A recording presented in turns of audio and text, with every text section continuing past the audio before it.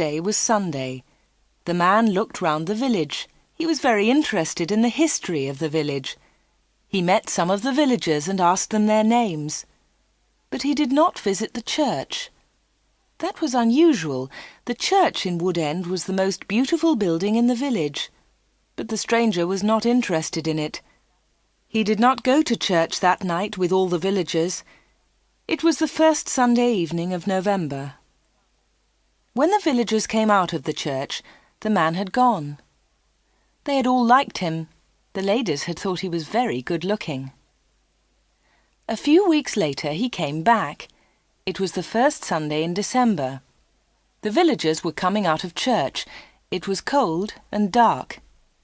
"Hello," he said. "I'm back again. It's nice to see you all once more." His next words surprised everyone. "Perhaps you can help me," he said. "I'm looking for a house. I want to buy a house here." "Here?" someone said. "But why here? There's no work in Wood End for a young man. All the young people leave the village. They find work in Lydney, the nearest town."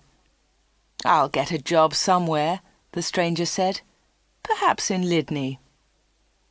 Then one of the villagers told him about old Mr. Smith's house. Mr. Smith had died in the summer. His house was empty. It was for sale. The house was on the corner of Main Street and Church Lane. "I'll ask about the house tomorrow," said the young man.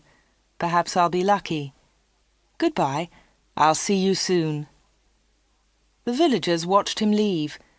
They all saw his car. It was very big and luxurious. He looked rich. A few days later, Mr. Smith's house was sold, and in the middle of December the young stranger arrived. He moved into the house and worked very hard. He fixed the roof, he repaired broken windows, he painted and decorated, he changed the whole house. But there was a big surprise for the villagers. On the morning of Monday, the 21st of December, they saw a big sign on the front of the house, and on the sign were these words: "The Corner Shop, Proprietor Dave Slatin." The picture sequence from the cinema has finished. You can look at it once more if you want. The villagers could not believe it. A shop in Wood End. Everybody talked about it. There was once a shop in Wood End, but it had closed 20 years ago. Some people wanted the shop, but others did not. The villagers met in the evening in the village hall. Everybody was there. Everybody was interested in the new shop. "The corner shop is a good idea," someone said. "We need a village shop. We won't need to go to Lydney." Then Mrs. Harrison spoke. She liked the stranger, Dave Slatin. "I agree," she said. "A village shop is a good idea. It's too quiet here. Wood End needs a shop." "Nonsense," said Miss Brown. She was the village school teacher. "Lydney is not far away. There are lots of shops there." Soon everybody was shouting. Then Mr. Hart spoke. He was a very big man with a loud voice. "Listen, everybody," he shouted. "We've never had trouble in this village before. We've always been quiet and happy. Now this shop is causing trouble." "Let Mr. Slatin speak," someone said. "It's his shop. Let him speak." "Ladies and gentlemen," said Dave Slatin, "I don't want to cause any trouble. I'm still a stranger in your village. But I want to be one of you. I want to be your friend. I like the people of Wood End." He smiled, and a few people clapped. They liked him. "The corner shop will sell lots of things," he went on. "It will sell food and things for the house. Everything will be cheap, I promise." Everybody was listening carefully. "And I have another idea," he continued. "I'll sell village products." "What do you mean by village products?" asked Miss Brown. "I'll tell you, Miss Brown," he said. "I know that you make beautiful bread and cakes." Miss Brown smiled. Yes, she did make bread and cakes. Everyone knew that. And you, Mr. Hart, I've seen your flowers. You grow beautiful flowers. Now Mr. Hart smiled. Yes, his flowers were beautiful. Everyone knew about them. And Mr. Everett makes pots, someone said. And Mrs. Davis makes dolls, said another voice. And I do paintings of the village, said old Miss Lucy Gray. Yes, said Dave, you can all do something. You villagers are clever. You make lots of things. We can sell them to the tourists. In the summer, Wood End can make a lot of money.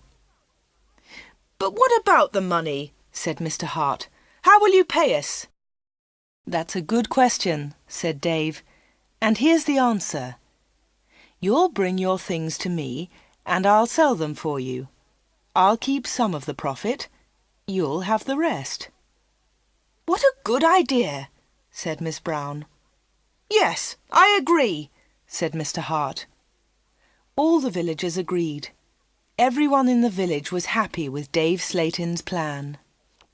The corner shop opened on Monday the 4th of January 1965. Soon the shop was busy and Dave needed an assistant. The new assistant in the corner shop was Anna. She started work in late January.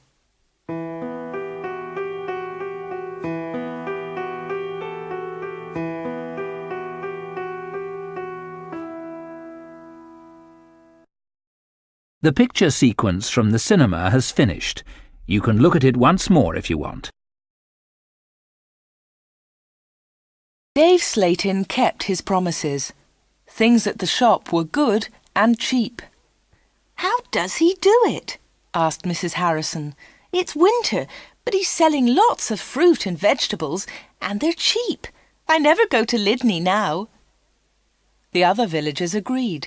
The corner shop was a success, and Dave seemed happy. He paid Anna good wages. Sometimes her friend Peter helped at the shop, and Dave gave him money too. Dave advertised in newspapers, and the village products sold well.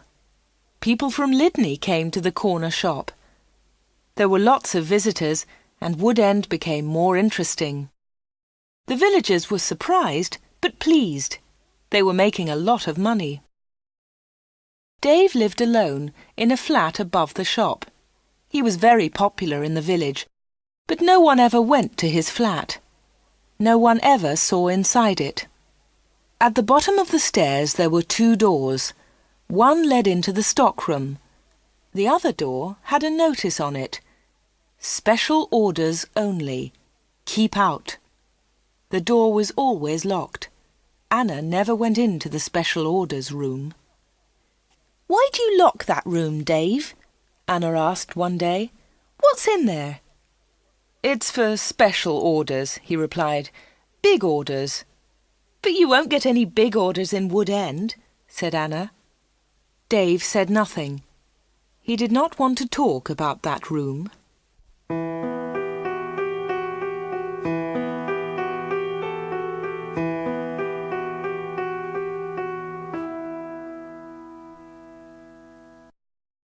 The picture sequence from the cinema has finished. You can look at it once more if you want.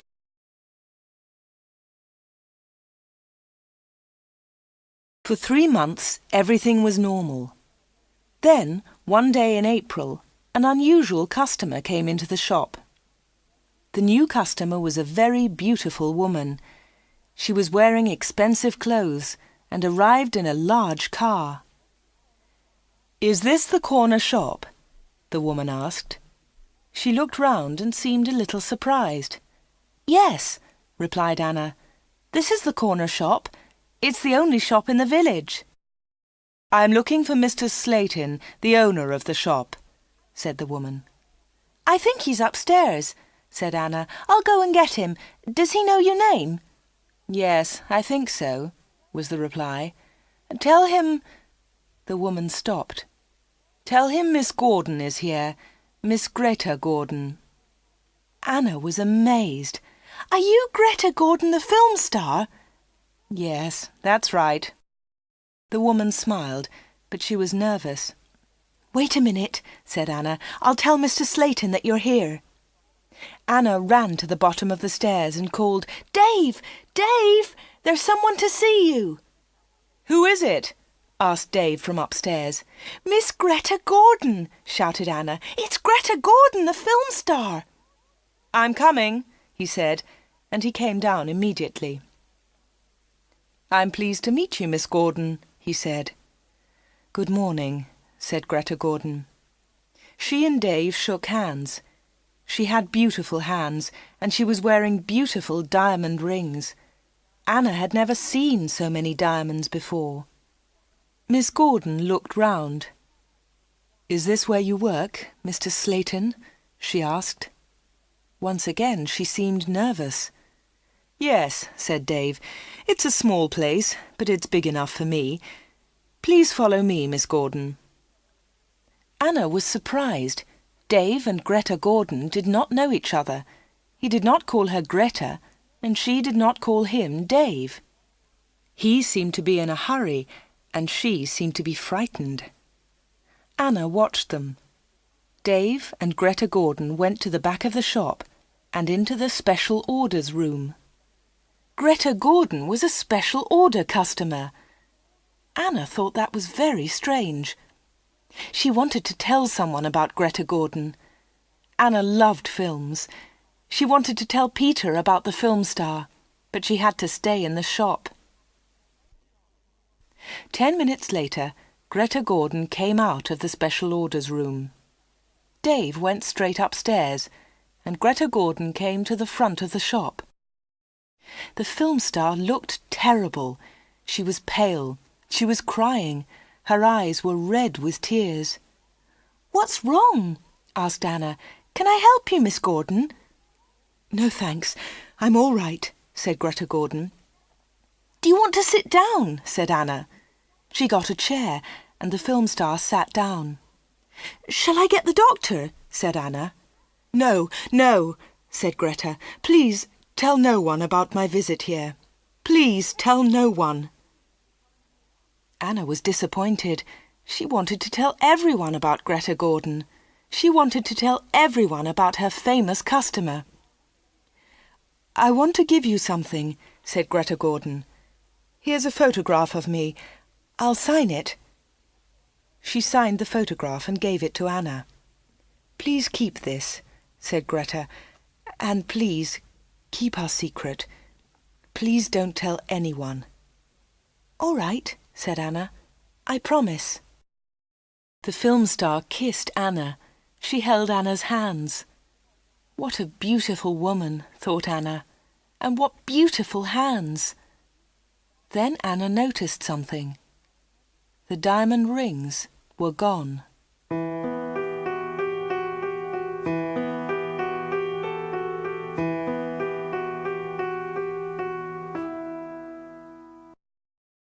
The picture sequence from the cinema has finished. You can look at it once more if you want.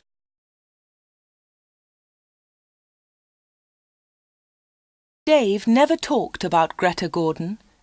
He never talked about her visit to the corner shop. One day, Anna asked him about the film star. "How do you know Greta Gordon?" said Anna. "Is she a friend of yours?" "I don't want to talk about her," Dave replied. "She was a special order customer. Don't ask any more questions about her, Anna." So Anna did not ask any more questions. She did not ask about Greta Gordon's special order, and she did not ask about the rings. Anna kept her promise. She never told anyone about the film star. Soon it was spring. Anna and Dave were busy. Mr. Hart brought lots of flowers to the corner shop, and Anna sold them to the tourists. There were lots of tourists that year. In May, Peter asked Anna to marry him. She said yes. They became engaged. They planned to get married in the following year. Now they needed money, so they worked hard and they saved. They were very much in love. On Saturdays, Peter played football or cricket, and Anna often went to the cinema in Lydney. He enjoyed sports and she loved watching films. One day, Anna was reading Film News. This was a magazine about film stars. She turned the pages. There was a picture of Greta Gordon. Anna was pleased. What a surprise! Beautiful Woman was going to be a big film, and now Greta Gordon had the star part. Anna wanted to tell Peter about Greta, but she kept her promise. She did not tell anyone. But she did show Film News to Dave Slayton. "Look, Dave," she said, "here's a story about Greta Gordon. Isn't it great? She's got the big part in Beautiful Woman." Dave looked at the magazine. "Greta Gordon will star in Beautiful Woman." The star of Beautiful Woman was Joanna Lee, but Miss Lee has broken her arm. "I don't know what happened," said Miss Lee. "I was in my bedroom. I slipped and fell." Greta Gordon will now be the star of Beautiful Woman. "I'm so lucky," Greta told us yesterday. "I've always wanted the part. I can't believe it." "I don't know anything about films," he said. "Is Greta Gordon a big star?" Anna laughed. "Big star? Yes, she is. She's terrific." Dave didn't seem interested. "I hope she's happy with her big part," was all he said.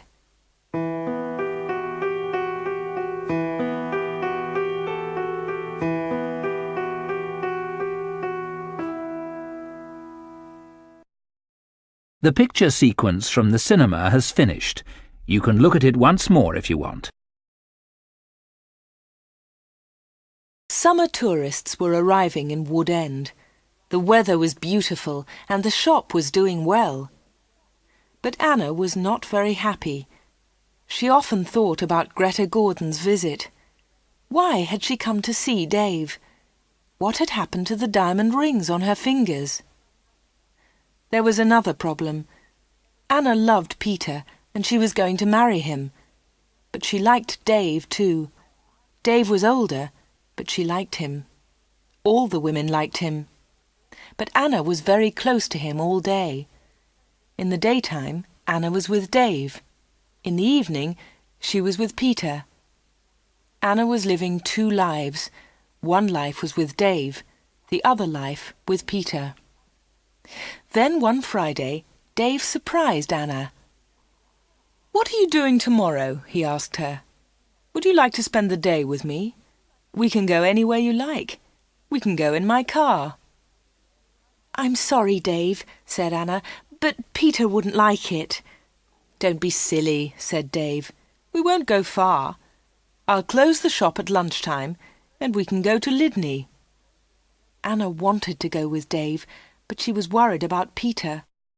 "Don't worry about Peter," said Dave. "He's always busy on Saturday." Anna thought for a moment. "All right," she said.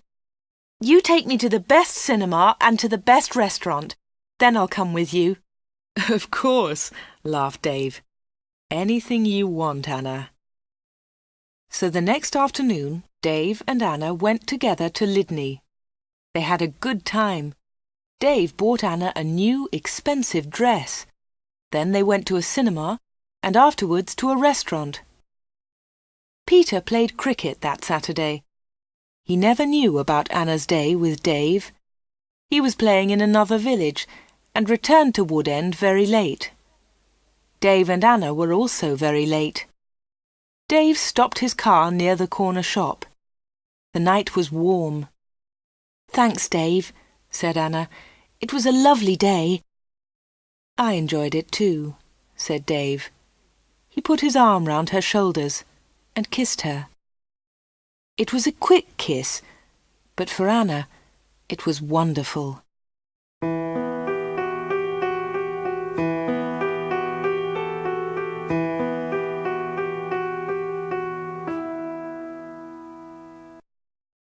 The picture sequence from the cinema has finished. You can look at it once more if you want. The summer passed. The corner shop was always busy. Sometimes Dave opened the shop on Sundays too. Anna earned a lot of money. Everyone thought that she was happy. But life was difficult for her. She liked Dave. He was her boss, and he was older than her. But Peter was her fiancé, and he was about the same age. Dave was quite rich, but Peter had no money. Dave bought Anna clothes, and he took her out. Peter did not buy her clothes and never took her anywhere. He was more interested in football. Anna did not like football. Now it was September. Peter played football every Saturday. One Saturday there was a big football match on television.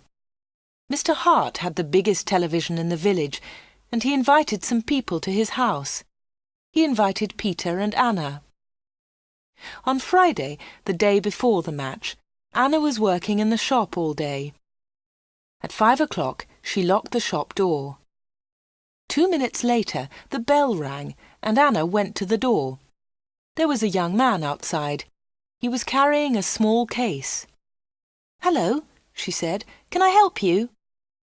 "I hope so," said the young man. "I want to see Mr. Slayton." "I'm afraid that the shop is closed now," said Anna. "We're open tomorrow morning." "But I've got an appointment," said the young man. Then Dave spoke behind Anna. She hadn't seen him. "Yes, I've been waiting for you," said Dave. "You're late." "I'm very sorry, Mr. Slayton," said the young man. Never mind," said Dave rudely. His rudeness surprised Anna. The young man seemed afraid. "But can you see me now?" he asked. "Yes," said Dave. "Come in." Dave turned to Anna. "Anna, it's after 5 o'clock. You can go home now."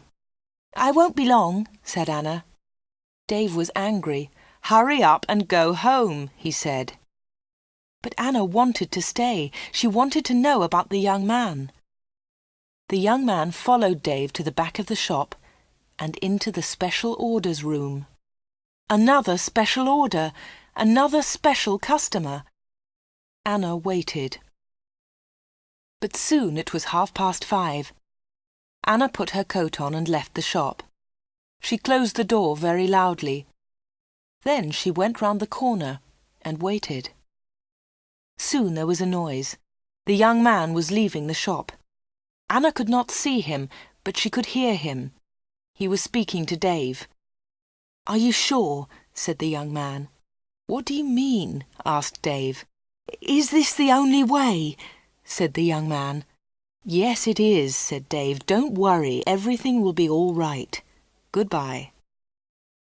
Anna heard the shop door close. She came round the corner and saw the young man.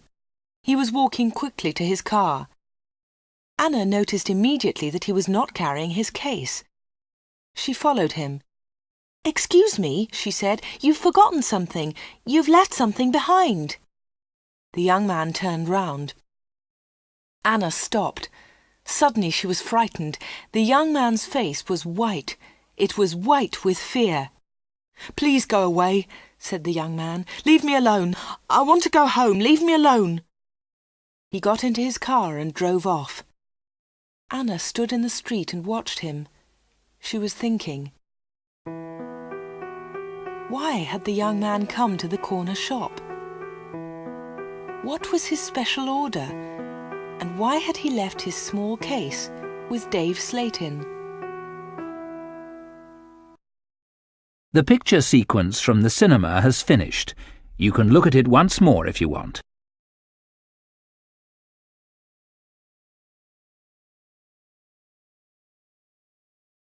The next day was the day of the big football match. Mr. Hart had invited about 10 people. Anna did not watch the game.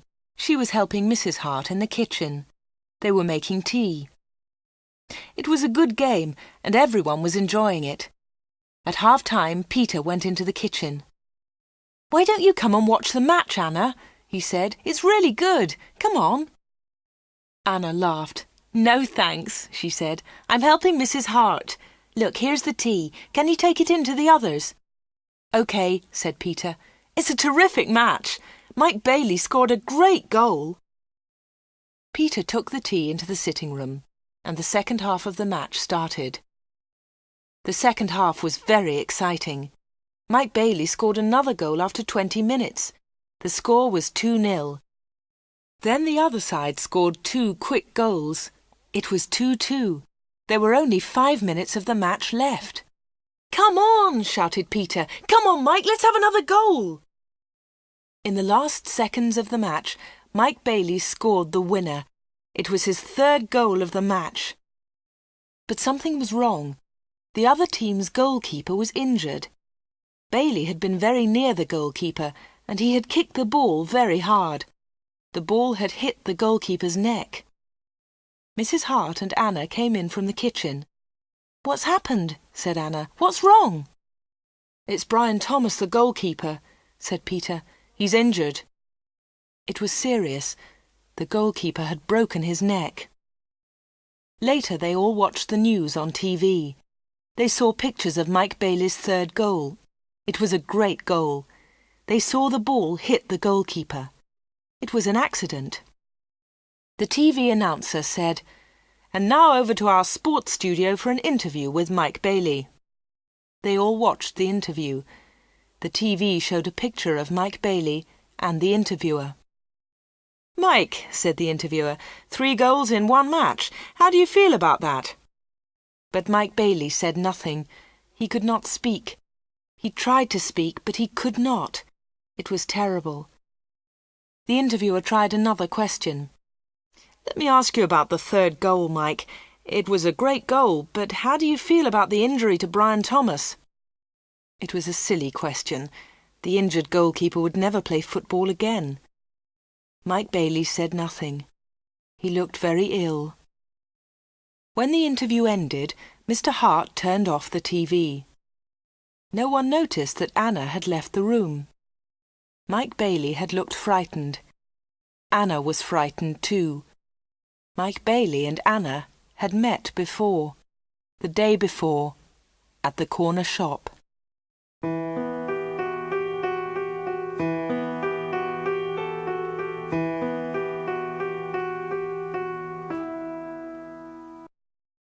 The picture sequence from the cinema has finished.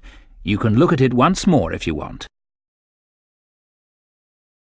Anna did not know what to do. She was only 17, but sometimes she felt much older. She wanted to ask Dave about Mike Bailey and Greta Gordon.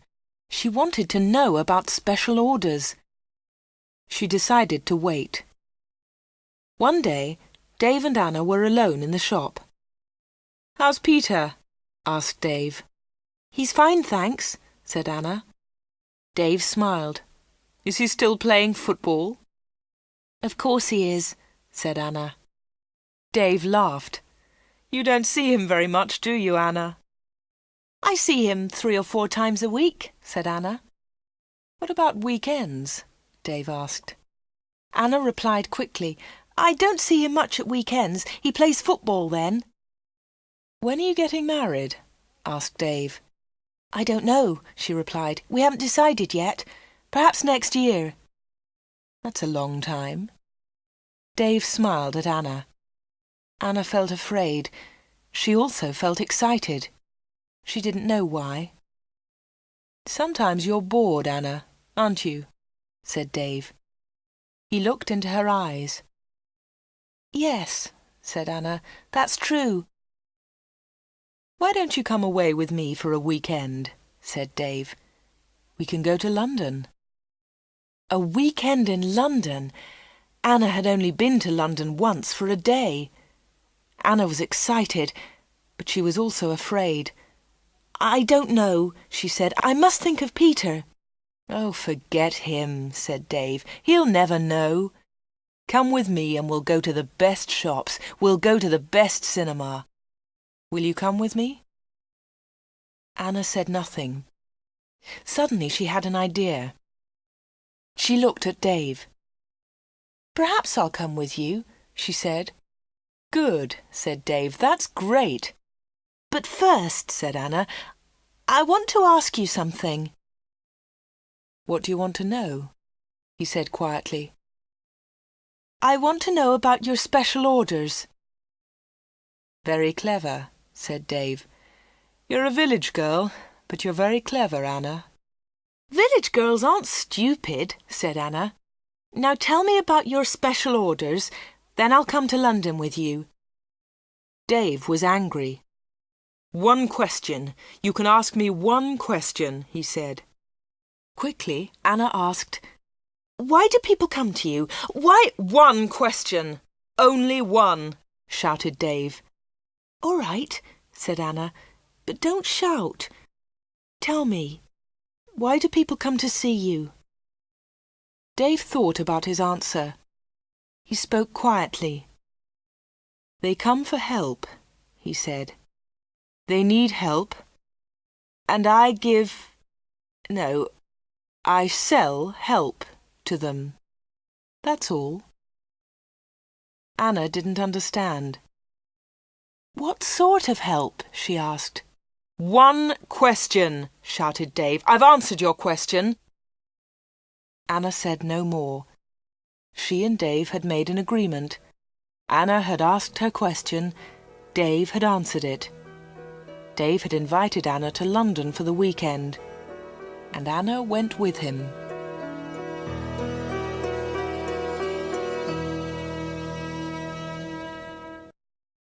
The picture sequence from the cinema has finished. You can look at it once more if you want.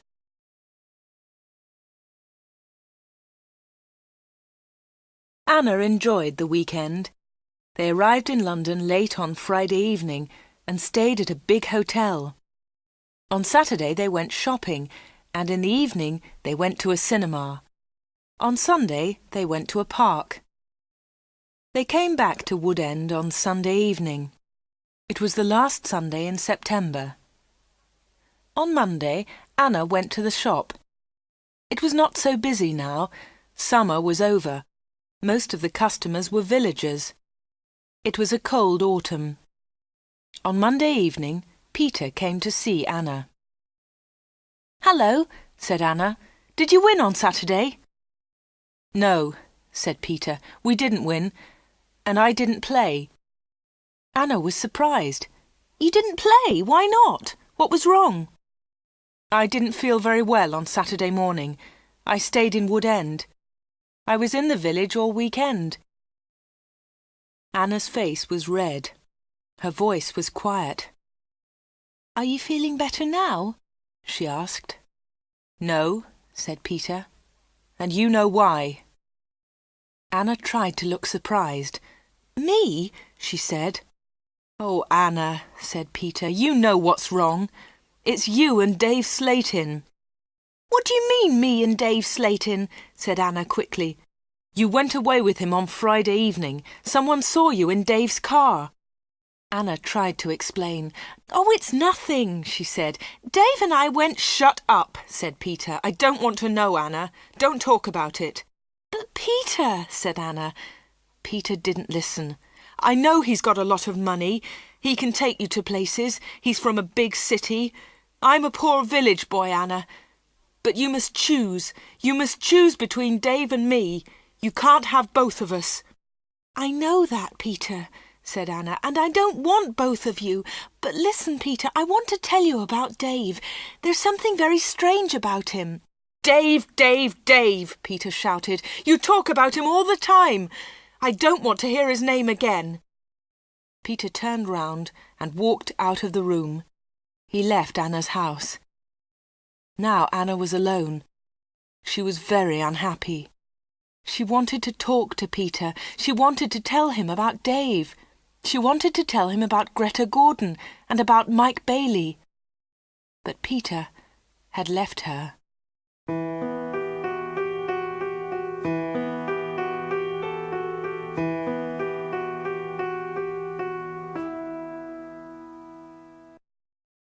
The picture sequence from the cinema has finished. You can look at it once more if you want. It was October. It was cold and wet. Anna was not very busy at the shop. She was very unhappy. She was a different girl. She seemed older. She didn't go out much. She looked ill.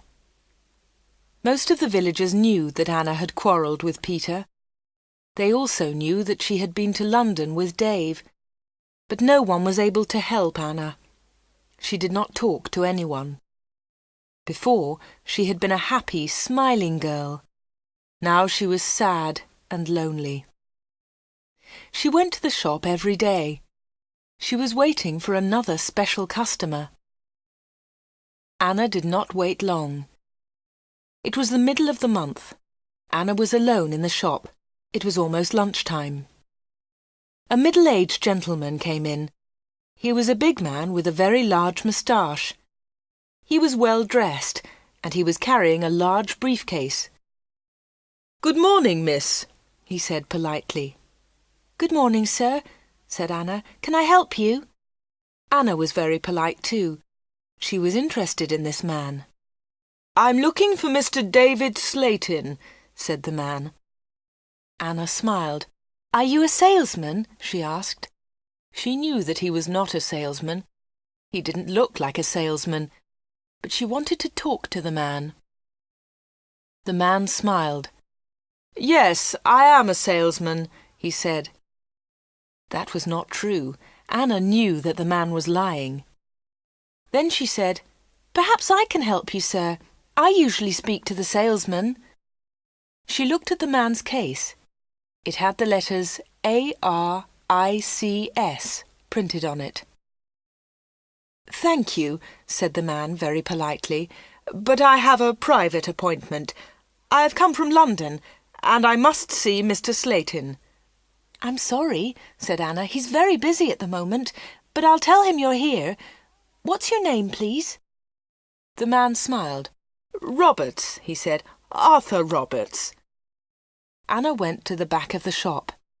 Dave was coming down the stairs. "There's a man in the shop," said Anna. "He wants to speak to you." "Thanks," said Dave, and he went to the front of the shop. "Good morning, Mr. Reisman," said Dave. "I'm pleased to meet you." Anna listened. Reisman! The man's name was Reisman, not Roberts. What a liar! The man did not look at Anna. "I'm pleased to meet you, Mr. Slayton," the man said. "Please come with me," said Dave. Mr. Reisman followed Dave. They went into the special orders room. A minute later, Dave came out. He came to the front of the shop. "It's lunchtime, Anna," he said. "You can go home now." "Thanks, Dave," said Anna.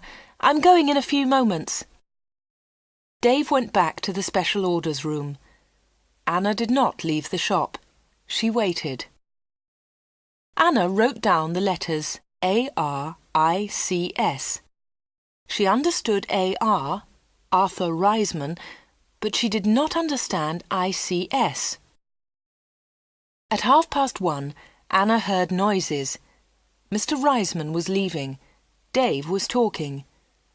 "Thank you, Mr. Reisman," said Dave.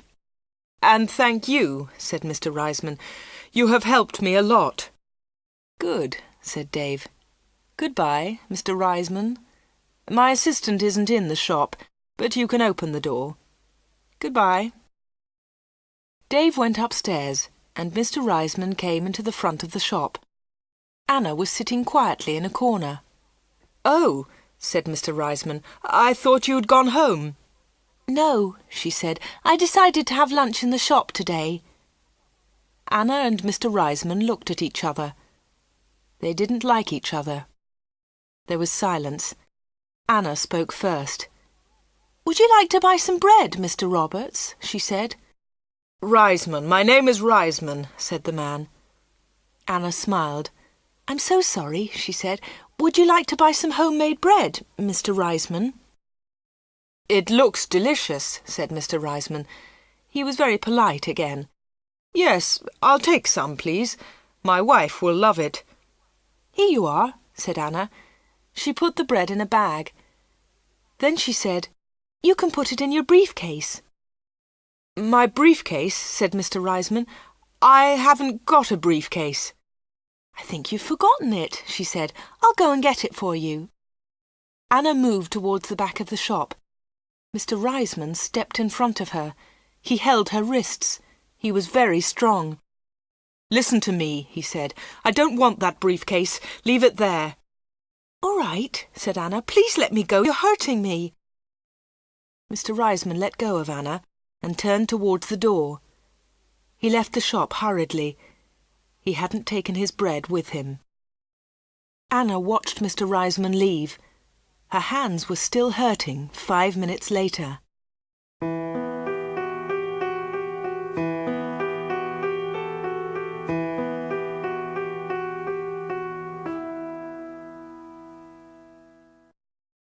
The picture sequence from the cinema has finished. You can look at it once more if you want.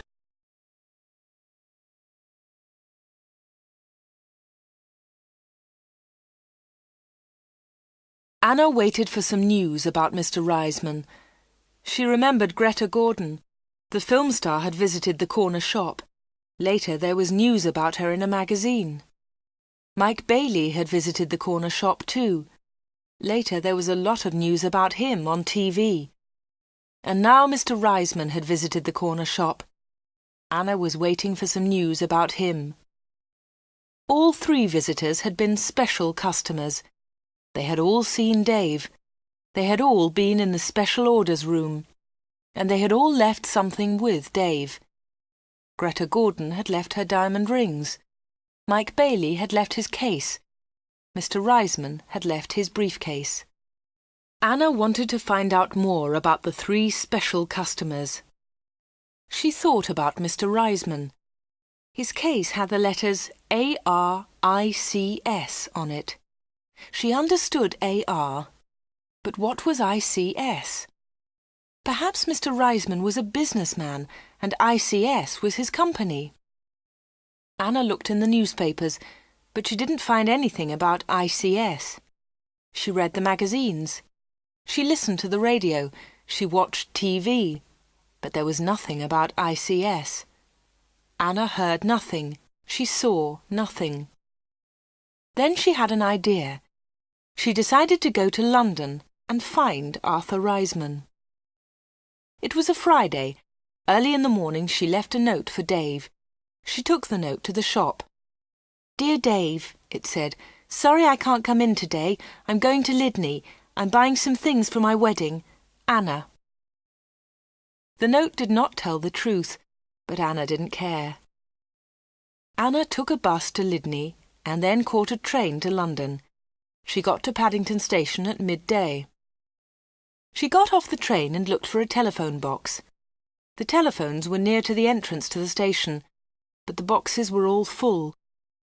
She stood and waited. Then Anna saw the letters ICS.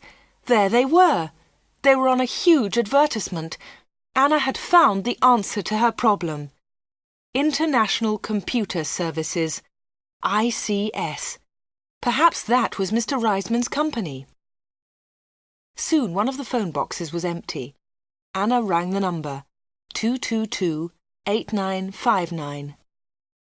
"ICS, can I help you?" said a woman's voice. "Yes, please," said Anna. "I want to speak to Mr. Reisman, Mr. Arthur Reisman. I think he works at ICS." The woman laughed. "Works here? Yes, he does," she said. "He's the vice chairman of the company. Wait one moment, please. I'll get his secretary." Then there was another woman's voice on the phone. "Mr. Reisman's secretary, can I help you?" "Yes, please," said Anna. "I'd like to speak to Mr. Reisman." "Who's calling, please?" said the secretary. "Mr. Reisman doesn't know my name," Anna replied. "Is Mr. Reisman expecting your call?" the secretary asked. "No, he isn't," said Anna. "I'm afraid he can't speak to you now," said the secretary. "He's at a meeting now, and he's flying to Switzerland in an hour's time." "But I must speak to him for a few minutes," said Anna. The secretary became annoyed. "That's impossible," she said, "but I can take a message." "No, thanks," said Anna. "I'll call again next week. Will Mr. Reisman be back then?" "Yes, he will," replied the secretary. "Goodbye." And she put the phone down. Anna had found Mr. Reisman's company, but she hadn't spoken to him. Anna spent the afternoon in London. She went to see a film. Then she had tea in a small cafe near Paddington Station. Her train left London at 6:30. She bought an evening newspaper and got on the train. Anna was tired, but she felt happy. After a few minutes, she looked at her newspaper. Anna was waiting for some news. There it was, on the front page. Private plane crash near London. 6 dead, all from ICS. 6 people were killed this afternoon in a plane crash at Enfield near London. The plane was flying to Switzerland. The passengers were all from International Computer Services, ICS. Among them was Mr. Alfred Gluck, the chairman of ICS. Mr. Arthur Reisman, vice-chairman of ICS, told us, "I'm lucky to be alive. I was at a meeting today. The meeting went on for a long time, and I didn't catch the plane." Mr. Reisman will probably be the new chairman of ICS.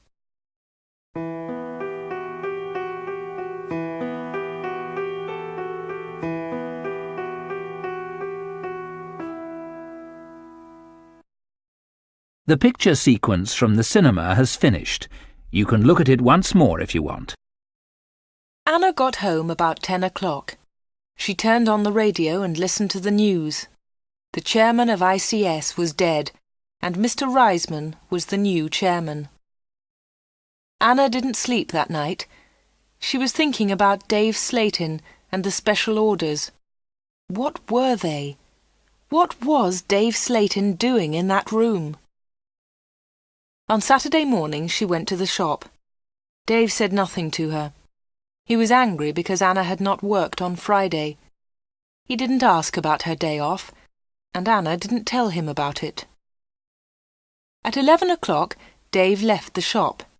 He got in his car and drove off. Anna was alone. This was her chance. She went to the back of the shop and turned the handle of the locked door. But the special orders room was not locked. Dave had forgotten to lock it. Anna opened the door and went into the room. It was a small room, dark and hot. Anna turned on the light, but it was not a very strong light. She looked round the room. There was a small table, 2 old chairs, and a lot of boxes. That was all. Special orders? There were no order books, no papers, no pencils. Anna walked round the table. It was difficult because there were a lot of boxes on the floor. Anna opened one of the boxes and looked inside. She found some old magazines and newspapers. Underneath, there were some dirty old clothes. But underneath the clothes, she discovered some money. Lots of money. British money, French money, American, German. There was money from all over the world. Anna was amazed. She had never seen so much money before. She looked round again and found Mike Bailey's case. It was empty.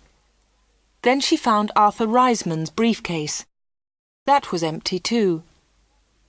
Then Anna looked into a bigger box. Inside it were some dolls with broken arms and legs. One of the dolls was very beautiful, but it had a broken arm. Anna put it on the table. Then Anna found a book about football. Inside there were some pictures of footballers, but the pictures were all torn. Anna put the book on the table. Anna looked into the box again and found some little cars. Most of them were broken. She found a small model aeroplane. It was broken too. Anna put all these things on the table. What a strange collection. There was the money, the broken doll, the toy cars, the model aeroplane, and there was the football book with the torn pictures. Anna looked at the things on the table. What were they for? Why did Dave Slayton keep them in this locked room? Suddenly Anna jumped. There was a noise behind her. Someone was standing at the door.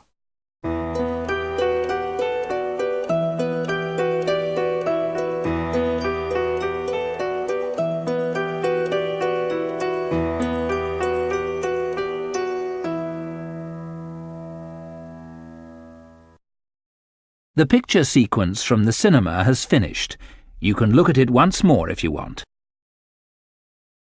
What about the diamond rings? Said a voice. It was Dave Slayton. He was laughing. I left the door open for you, he said. I wanted you to go into this room this morning. Anna was frightened, but she tried not to show her fear. You haven't found the diamonds, Dave said again.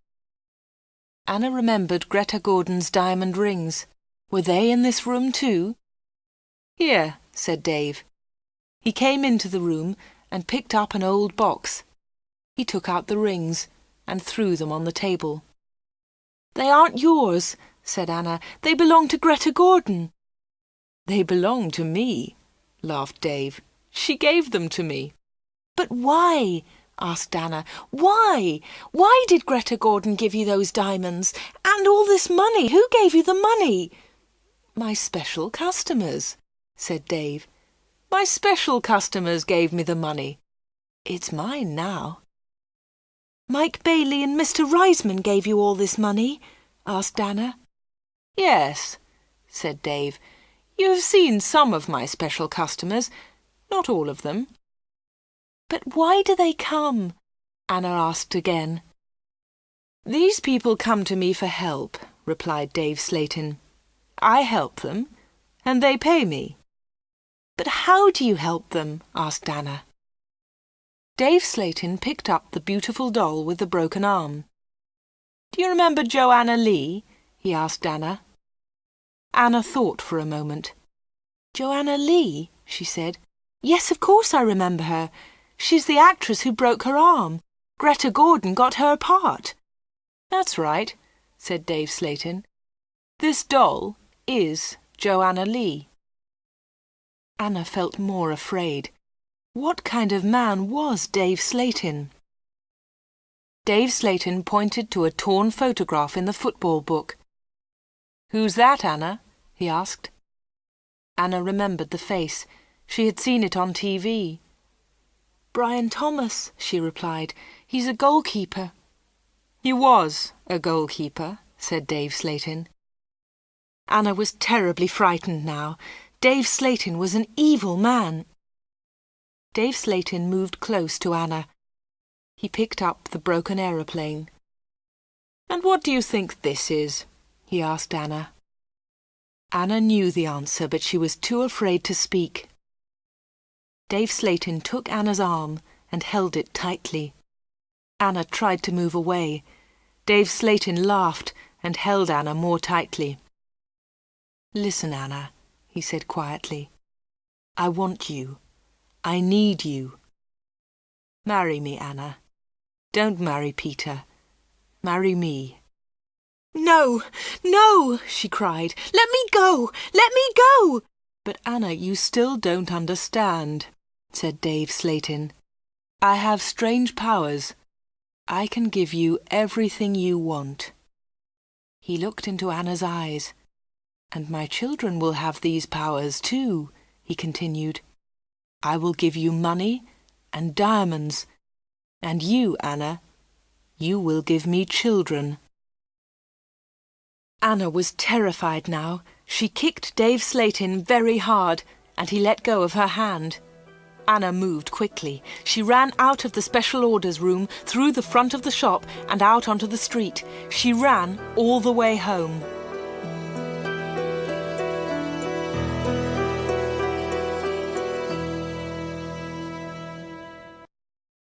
The picture sequence from the cinema has finished.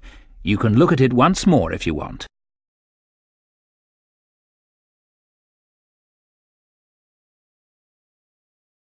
When Anna got home, she felt terrible and went to bed. In the evening, Peter came to see her, but Anna was ill in bed. I'll come and see Anna tomorrow, Peter told Anna's mother. Again, Anna did not sleep all night. The next day, Sunday the 31st of October, was a terrible day for Wood End. Anna stayed in bed. She had a fever, and her mother phoned the doctor. The doctor came immediately.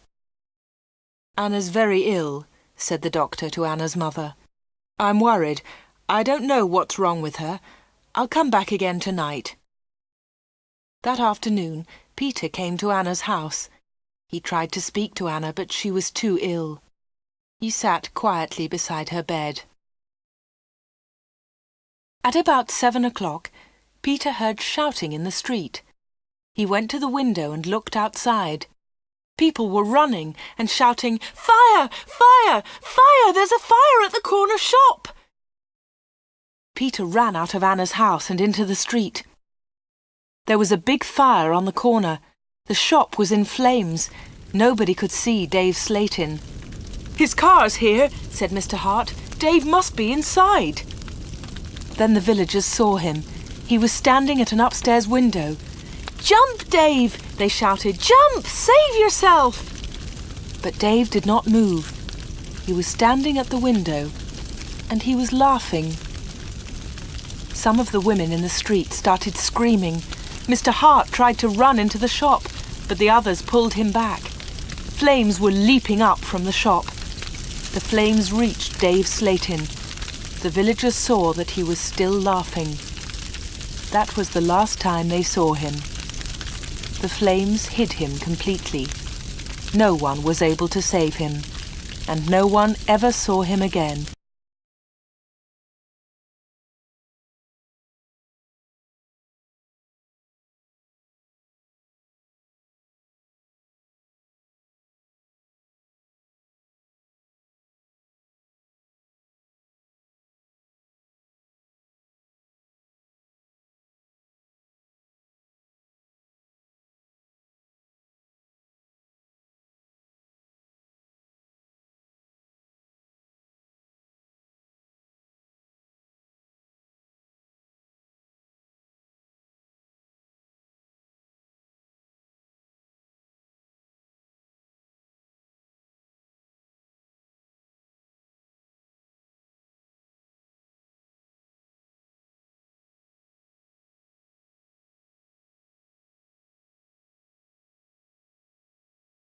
The picture sequence from the cinema has finished.